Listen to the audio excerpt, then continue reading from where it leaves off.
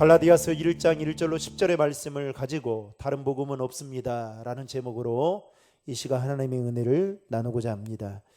오늘부터 이제 갈라디아서의 말씀을 함께 살펴보면서 그 은혜를 나누고자 하는데요, 바울은 1차 전도여행 때 바나바와 더불어 지금의 터키 남방이었던 갈라디아 지방을 다니면서 복음을 전하게 됩니다. 그 결과 사도 바울은 여러 교회들을 개척을 하게 되는데, 그 가운데 세웠던 교회가 바로 갈라디아 교회였습니다.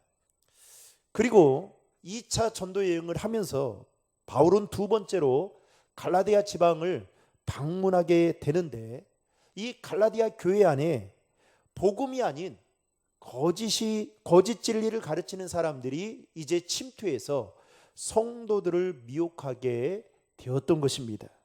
그들은 복음을 왜곡해서 가르치면서 자신들은 예루살렘에서 직접 파송받은 진정한 권위를 가진 자들이다 라고 주장을 했는데, 이 사람들은 바로 누구였느냐? 우리가 잘 알고 있는 유대주의자들이었습니다. 이들은 이제 막 믿음 생활을 시작한 이방인 크리스천들에게 믿음과 더불어서 율법을 지킴으로 말미암아 구원에 이른다라는 것을 가르쳤습니다.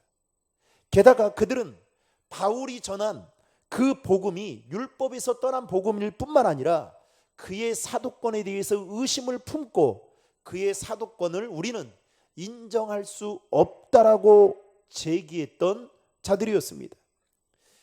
이 유대주의자들의 이러한 주장이 당시에 상당히 설득력이 있었습니다. 그래서 많은 갈라디아 교회 성도들을 미혹하게 되었고, 심지어는 그 미혹을 받은 갈라디아 교회 성도들 중에 일부는 바울을 떠나 다른 복음을 쫓아가고, 그리고 율법을 통해서 구원을 얻을 수 있다라는 그 이상한 이 미혹에 빠지게 됩니다. 어쨌든 이 유대주의자들은 바울이 전한 복음이야말로 그가 지어낸 복음이다라고 주장을 했습니다. 이러한 소식을 사도 바울이 듣게 되었던 겁니다. 그러니 가만히 있을 수가 없었던 것이죠. 게다가 바울은 자신이 전했던 그 참된 복음에서 떠나 다른 복음을 따르는 갈라디아 교회 성도들을 보면서 매우 안타까워 있습니다. 그래서 그 안타까운 마음을 가지고 썼던 편지가 바로 오늘 우리가 이제 함께 보고 있는, 또 보게 될 갈라디아서의 말씀입니다. 특별히 갈라디아서 2장 4절 말씀에 보면 바울은 유대주의자들을 향해서 거짓 형제들이다 라고 부르는 것을 보게 됩니다. 그런데 이들은 바울이 사도가 아니다라고 하면서 깎아내리고, 따라서 바울이 사도가 아니면 그의 가르침을 따라갈 이유가 없다라고, 받아들일 이유가 없다라고 이들은 주장했습니다. 결국 그러니까 이런 거죠. 쉽게 말하면 바울은 신학교에 나온 사람이 아니다.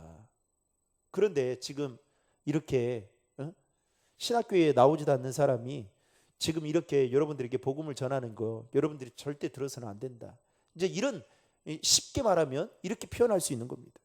결국 이 유대주의자들의 말로 인해서 갈라디아 교회 성도들 안에 바울의 신뢰성에 대한 금이 서서히 가기 시작합니다.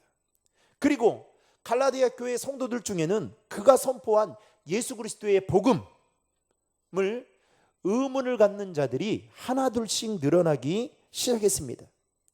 이때 바울은 힘들고 어려운 상황을 어떻게 풀어갔는지 오늘 말씀을 통해서 좀 더 구체적으로 살펴보고자 합니다. 먼저 오늘 본문 1절의 말씀을 다 함께 읽겠습니다.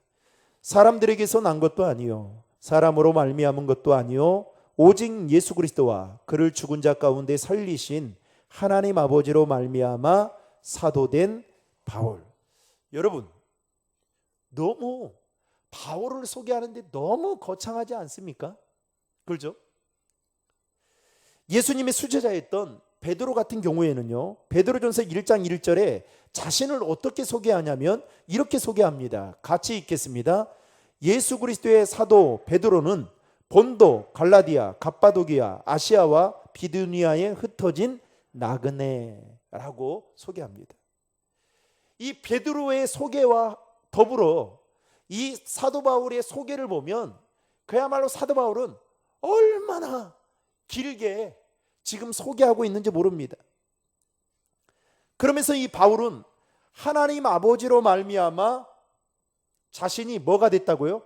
사도가 되었다라고 소개하고 있습니다. 여러분, 당시 통상적으로 사도로 인정을 받기 위해서는 자격이 있습니다. 첫 번째는 공생의 기간 중에, 예수님의 공생의 기간 중에 예수님과 함께 있던 자가 사도라고 칭함을 받을 수 있었습니다. 두 번째는 부활하신 예수님을 직접 본 자만이 사도라는 칭함을 받을 수 있었습니다. 그리고 세 번째는 부활하신 예수님께서 예수님으로부터 직접 보냄을 받은 자가 당시의 사도라는 칭함을 받았습니다. 그런데 바울을 보면 바울은 이 세 가지의 자격 조건에 따르면 하나도 포함되는 게 없었습니다. 공생의 기간 동안 예수님과 함께 있지도 않았죠. 부활하셔서 제자들에게 나타나셨을 때에도 바울은 그 자리에 없었죠. 심지어 예수님이 승천하시면서 제자들에게 사명을 주셨을 때에도 그는 그 자리에 없었습니다. 그러다 보니 바울은 자신이 지금 사도라고 주장을 하지만 유대주의자들의 입장에서 볼 때에는 바울의 사도직에 대해서 의문을 제기할 수밖에 없었던 그런 상황이었던 것입니다. 바울은 이 자신의 사도직을 의심하는 갈라디아 교회 성도들을 향해서, 그리고 형제들을 향해서 자신이 사도가 된 것은 하나님의 뜻으로 말미암은 것이다.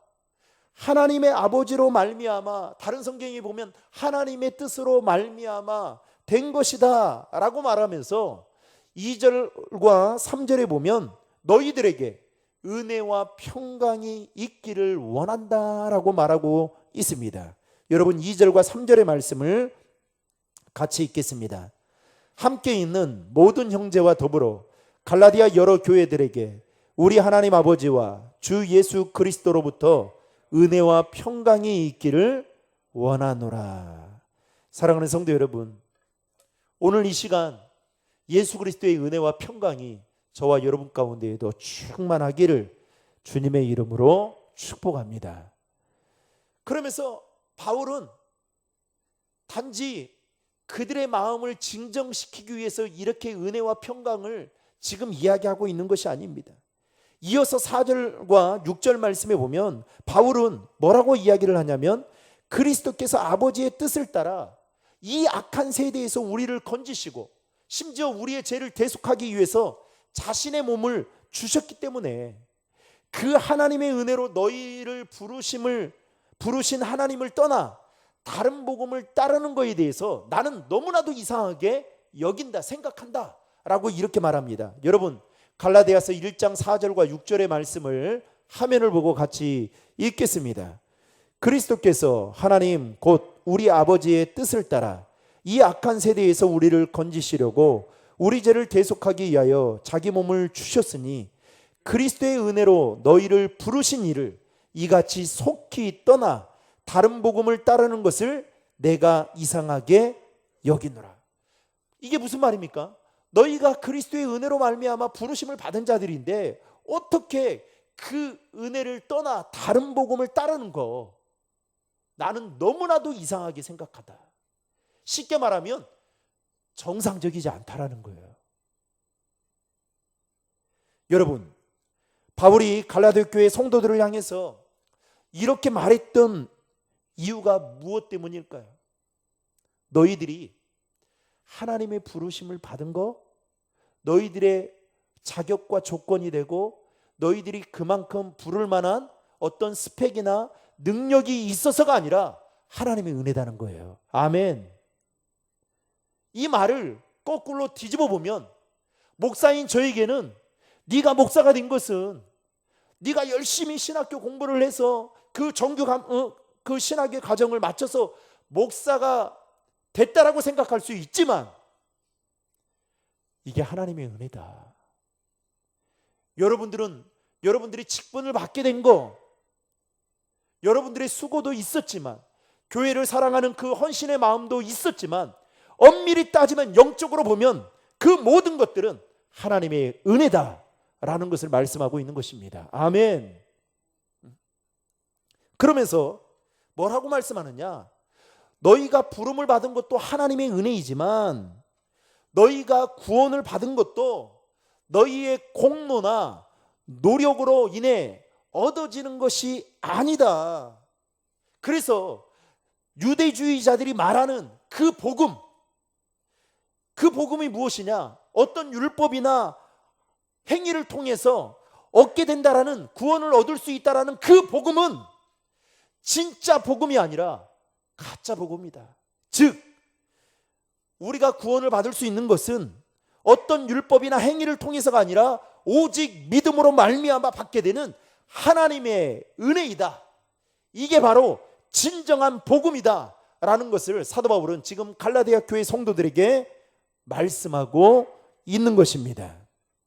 그런데 문제는 이 유대주의자들이 전하는 다른 복음에 현혹되어져서 진짜 복음은 버리고, 그리고 그 복음을 포기한 채 다른 복음을 따르는 그런 성도들이 하나 둘씩 늘어나고 있다라는 이 소식을 들으니 사도 바울이 마음이 아프지 않을 수가 없었던 것이죠. 그래서 사도 바울은 이렇게 말합니다. 7절 말씀 같이 읽겠습니다. 다른 복음은 없나니 다만 어떤 사람들이 너희를 교란하여 그리스도의 복음을 변하게 하려 함이라. 다른 복음 없다라는 거예요. 오직 예수 그리스도를 통해서만이 얻을 수 있는, 믿는 자에게 구원을 받을 수 있는 이 복음 외에는 다른 복음이 없다는 거예요. 우리가 잘 알고 있는 사도행전 4장 12절에 천하의 구원을 받을 만한 다른 이름은 없나니, 없다라고 말하고 있잖아요. 여러분, 그런데 오늘날 우리가 살고 있는 이 시대를 가리켜서 포스트 모더니즘, 다원주의 시대라고 부릅니다. 한마디로 말하면 절대 진리를 인정하지 않는 것, 이게 바로 포스트 모더니즘, 다원주의가 가지고 있는 특징이라 말할 수 있습니다. 그러다 보니까 옳고 그름, 성과 악의 구분이 아주 모호해졌습니다. 내가 기준이 되어 내가 옳은 대로 행하는 것이 맞다라고 생각하며 살아갑니다. 마치 사사시대의 사람들이 자신의 소견에 옳은 대로 행했던 것처럼 오늘날 세대의 모습이 그때와 비슷해졌습니다. 좀 죄송한 말씀이지만 교인들도 그렇게 신앙생활을 해요. 아무리 강단에서 목회자들이 진짜 복음을 외쳐도, 여러분, 그렇게 외쳐도 듣지를 않습니다. 왜요? 자신이 생각하고 있는 게 있어요. 자신의 이성에 충돌하면 여러분 어떻게 해야 됩니까? 제가 이렇게 변화되었던 그 시점들을 보면 언제였냐면, 제가 신학교 다닐 때 여러분 예수님을 만났다고 했잖아요. 그런데 그때 사형리 전도를 통해서 만났어요. 그런데 여러분, 만난 것은 만났다라는 말은 내가 예수님이 진짜 살아계시고 예수님이 나의 죄를 위해서 십자가에 못 박혀 죽으셨구나라는 것을 진짜 마음으로 그것을 믿고 인정하고 입으로 시인하는 겁니다. 그때서 진짜 했어요. 예전에는 관념적이었어요. 옛날에는 추상적이었어요. 십자가 하면 멀게만 느껴지고 교회 안에서만 보고 봐도 아무런 감흥이 없었어요. 그런데 제가 신학교 4년을 다니면서 선교단체에서 훈련을 받았던 그 형님 전도사님을 통해서 제가 4년 동안 성경 공부를 신학 공부 외에 별도로 4년 동안 성경 공부를 하게 됐습니다. 그러면서 완전히 그때요, 이런 거였어요. 제가 알고 있던, 그리고 제가 생각했던 그 생각들과 하나님의 말씀이 이성과 충돌이 됐어요. 그때마다 괴롭더라고요. 나는 인정하고 싶지 않은데 말씀이 이렇게 하니 이거를 어떻게 받아들일까? 마치 이런 거였어요. 하나님께서 아브라함에게 독자 아들이었던 이삭을 번제로 바치라고 할 때에 이성적으로 충돌이 되는 거예요. 왜요? 하나님이 주셨는데 아니 왜 뺏어가냐는 거예요. 하나님이 살리시는 분인데. 비단 예를 지금 드는 겁니다. 이런 것들이 말씀을 통해서 성경 공부하면서 엄청나게 고민을 하게 되고 또 그것들로 인해서 몸부림을 칠 때가 있어요. 그런데 그것들을 어느 순간 스펀지처럼 빨아들이게 되는 순간부터 어떻게 되느냐? 아, 딴짓하면 안 되겠구나. 그래서 초지일관이요. 제가 예수님을 만나고 난 이후로부터 게을러 본 적이 없습니다. 지금까지 시간을 헛되게 보내본 적이 없어요. 아마 예수님을 만나지 않았다면 그렇게 지금처럼 살지 않았을 거라고 저는 생각합니다. 제가 그런 사람이 아니거든요. 그런데 오늘날 성도들을 보면 이 자신의 이성과 하나님의 말씀이 충돌될 때에 어떻게 해요?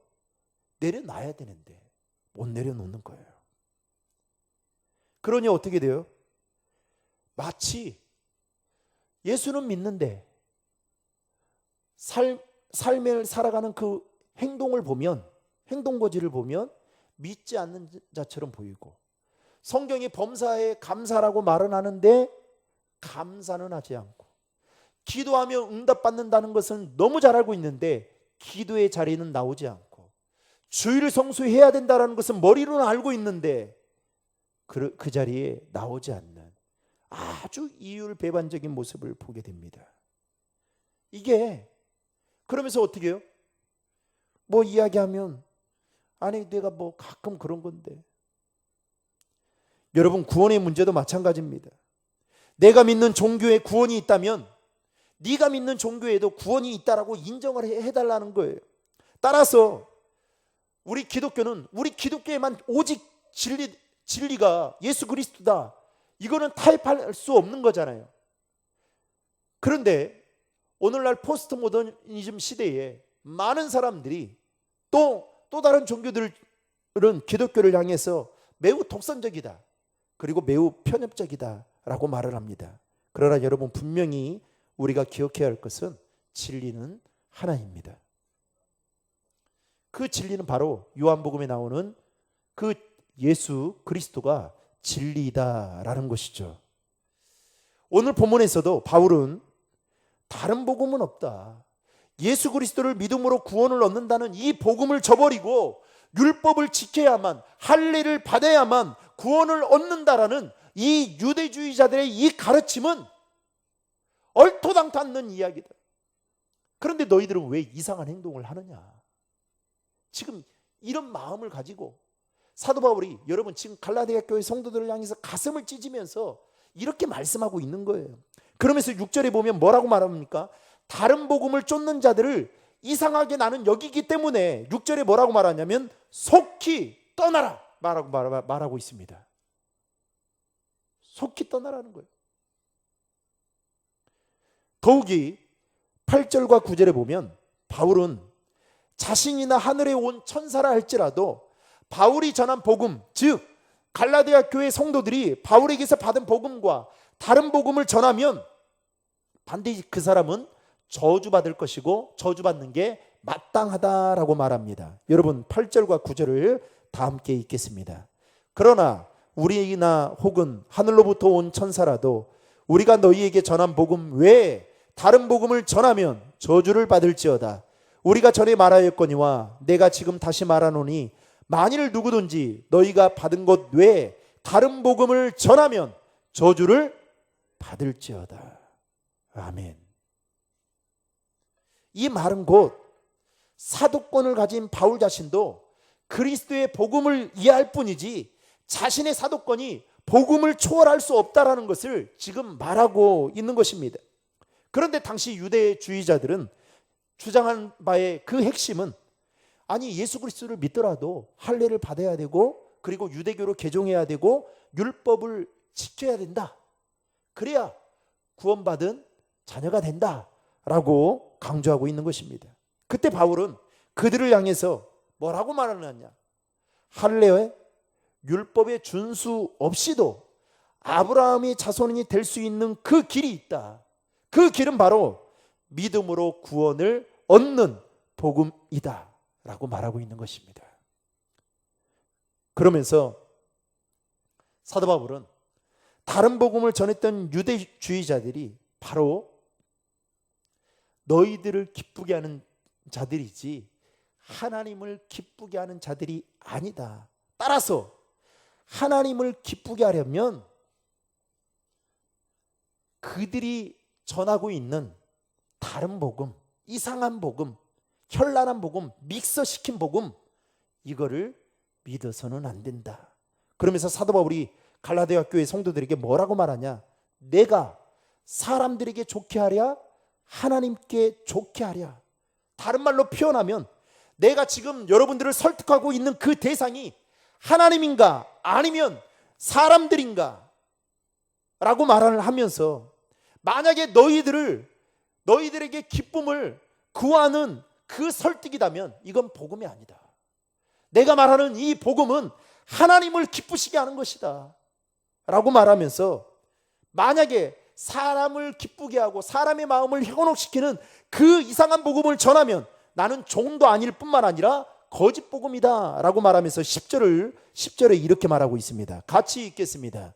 이제 내가 사람들에게 좋게 하랴 하나님께 좋게 하랴 사람들에게 기쁨을 구하랴 내가 지금까지 사람들의 기쁨을 구하였다면 그리스도의 종이 아니니라.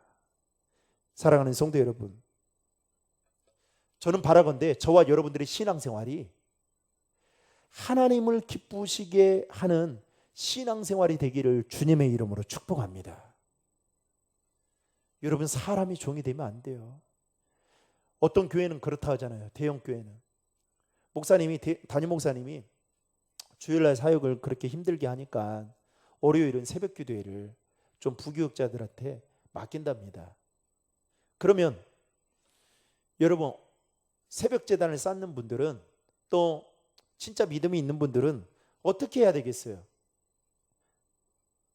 그 월요일날 나와야 돼요, 안 나와야 돼요? 나와야 되는데, 여러분 놀랍게도 담임 목사님이 새벽 제단을 섬길 때와 부교육자가 섬길 때와 이 참여하는 숫자가 확연하게 다르다는 거예요. 너무너무 이상하죠. 담임 목사님 그래서 여름에 휴가 때 가면 부교육자들에게 맡기잖아요. 그러면 잘 나왔던 분들도 잘 안 나옵니다. 제가 그걸 많이 봤어요. 그러니까 누구를 보고 신앙생활 하고 있냐라는 거예요. 참 이상한 거죠. 목회자들도 마찬가지입니다. 말씀을, 하나님이 주신 그 말씀을 묵상하면서 하나님이 주신 그 은혜와 감동이 있으면 그대로 말씀을 전하면 좋겠건만 어떻게 해요? 자꾸만 재는 거예요. 이 말을 하면 교인들이 어떻게 받아들일까? 목회자들이 정말 성도들이 듣기 싫어하는 그 설교의 내용 중에 전도, 또 주일 성수, 또 헌신, 뭐 여러 가지 있잖아요. 물질, 이런 설교들이 하게 될 때마다 참 고민을 많이 하게 됩니다. 어떻게 이것을 전해야 될까? 여러분, 어떻게 하면 좋겠습니까? 제가 어떻게 하면 여러분들에게 전할 때 여러분들이 받아들이시겠습니까? 여러분, 제가 사람의 종이 되기 원하십니까? 제가 진짜 여러분들의 눈치만 살살 보면서 여러분 목회하기를 진짜 원하세요? 안 보는 것도 문제지만 진짜 사람의 종이 되어서 하나님의 눈치는 하나도 보지도 않고 사람의 눈치만 보며 목회 그렇게 하기를 여러분 원하십니까? 원하세요? 대답을 안 하시네요. 이 말씀을 묵상하면서 참 마음이 무거웠습니다. 하나님, 일단은 제가 사람의 종입니까? 하나님의 종입니까? 제가 제 목회가 사람을 기쁘게 하고 있습니까? 하나님을 기쁘게 하고 있습니까?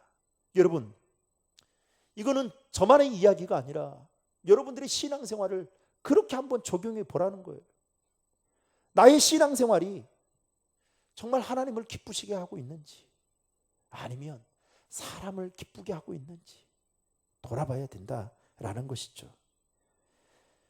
갈라디아 교회 성도들이 다른 복음에 의해서 믿음이 흔들리고 마음을 빼앗겨버린 그 모습을 보면서 우리는 우리의 믿음과 우리의 신앙생활을 돌아봐야 됩니다. 지금 나는 예수 그리스도만이 우리의 구원자가 되시고 참 진리 되심을 믿고 그 신앙 고백 위에 나의 삶을 토대로 삼고 살아가고 있는지 돌아볼 수 있기를 바랍니다. 분명한 것은 여러분, 구원에 이르는 길에 있어서는 할례를 받고 어떠한 율법을 지키고 우리가 착한 일을 많이 해서가 아니라 오직 예수 그리스도를 믿는 믿음 외에는 또 다른 방법으로는 구원받을 수 없다라는 이 사실은 성경에서 말하고 있는 절대적인 진리다라는 사실입니다. 이 복음은 절대로 변하지 않는 것이죠. 그러나 오늘날 우리가 살아가고 있는 이 시대에 이단들, 교주들을 보시면 얼마나 가짜를 진짜처럼 그럴싸하게 포장해서 그 십자가의 복음을 퇴색시키고 변질시켜서 다른 복음을 전하며 믿는 자들을 유혹하고 있는지 모릅니다.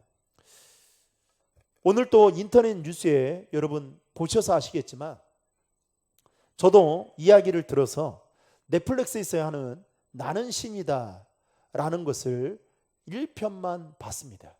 그게 뭐 6편까지 나와 있다 하더라고요. 그런데 기존 방송에서 이단들에 대해서 집중적으로 다루었던 것, 그 고차원적으로 아주 집중적으로 그 이단들을 취재하고 다뤘습니다. 그래서 여러분들 뭐 시간 되시면 다 볼 필요는 없고 1편만 봐도 어떤지 알 수 있습니다. 그런데 그 교주들 중에 뭐 가장 큰 문제가 이제 JMS 정명석을 아주 크게 다루고 있고, 그 다음에 여기 만민중앙교회 이재룡 목사가 또 나옵니다. 그리고 또 몇 사람 나오는데 그런데 오늘 인터넷판 뉴스에 보니까 이 나는 신이다가 지금 엄청나게 지금 막 사람들이 보고 있는가 봐요. 그러면서 거기에 있는 연예인들, 그리고 그 사람들이 운영하는 사업체들, 이런 것들이 지금 하나하나 다 이제 드러나고 있는데요. 제가 그걸 보면서 여러분, 정말 소위 스카이대, 소위 많이 배웠다고 하는 사람들도 거기에 다 넘어가는 것을 보면서요, 진짜 이단들은 우리 주변 아주 가까이에 지금 있구나. 그리고 그들의 포교 활동은 우리가 생각하는 그 이상으로 지금 아주 지능적으로 지금 그렇게 접근해 오고 있구나. 따라서 여러분, 결국은 어떻게 되느냐? 여러분, 그 한 사람이 빠지게 되면 가정이 완전히 쑥대밭이 됩니다.